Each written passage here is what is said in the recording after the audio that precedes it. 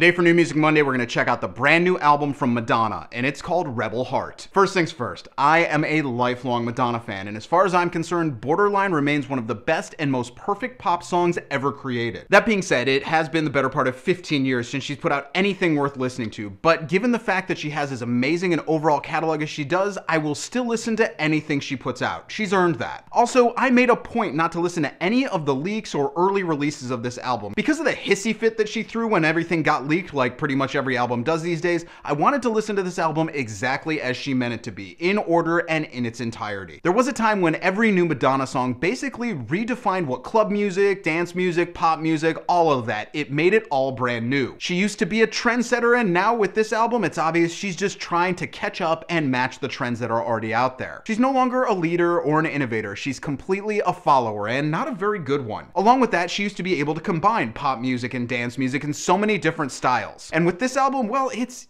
really neither, it's just bad. After the initial meh of the opening track, we have the outright cringeworthy song Devil Play. The lyrics here could have been written by your average 12-year-old, and this song might have the worst bridge section I've ever heard in my life. But this is really a sign of things to come, as songs like Ghost Town are just your run-of-the-mill teen pop song that anybody could have recorded. There's really nothing authentically Madonna about it, and we get it. You're trying to seem edgy by using the word bitch over and over. It really doesn't do you any good. As I listened to this album, it really made me wonder whether she was just trying to prove that she could do any music of any style regardless of whether it was good or not. Because this album has absolutely no flow or continuity whatsoever. It's one of the biggest musical identity crises ever. When you think about it, had anybody other than Madonna put this record out, they would have been getting blasted by the media about being complete copycats and rip-off artists. There's nothing at all original on here, and honestly, just because she's Madonna, people are gonna let her get away with it. To me, this is epitomized when Madonna drops the line that she's going to go and pop some bottles. Now, I don't care about that as a slang term, but Madonna, honestly, she's better than such a sophomoric lyric. And that repeated line of I came, I saw, I conquered, yeah, you can add I tarnished my legacy to that list now. We get it. I mean, when you're sampling your own songs and you're name-checking your past hits, I think it's safe to say that your career is over and it's time to just do greatest hits tours. And my guess is there's just nobody in Madonna's creative team who has the guts to tell her when something doesn't sound good or when it's outright bad. I mean, I hate to say it, but the only time these songs actually sound right is when Nicki Minaj drops in about halfway through the record. Nicki's sound fits perfectly with the style of music that they've been doing that entire time. And Madonna, of all people, should not be the one who sounds awkward on her own record, but she does. I mean, it just sounds so forced from beginning to end. And we're talking about someone who used to be edgy without effort, and now she's trying so hard, it's painfully hilarious to hear. Also, let's not completely ignore the fact that Madonna tries to loosely compare herself to Joan of Arc. Yeah, she feels like she's really a martyr. And if you're trying to say the media tries to expose you too much, do you remember what you did between 1980 and 2000? Sorry, you kind of wrote this book yourself. In short, Rebel Heart proves that you can bring together every hot producer, try every hot sound, and have one of the most talented vocalists ever, and still make a thoroughly unlistenable album. And on the Buy It or Borrow It, Rebel Heart is a 100% bin it and then burn it. This album is pretty much like my last relationship. It's painful on the ears, it goes on way too long, and I hope I never have to experience it again. So that's what I got for you guys today. I hope you dug it. If you did, go ahead and click subscribe and hop down in the comments and tell me what you think of Madonna in 2015. You can follow me on Twitter and Facebook right here, and I'll see you guys again next time.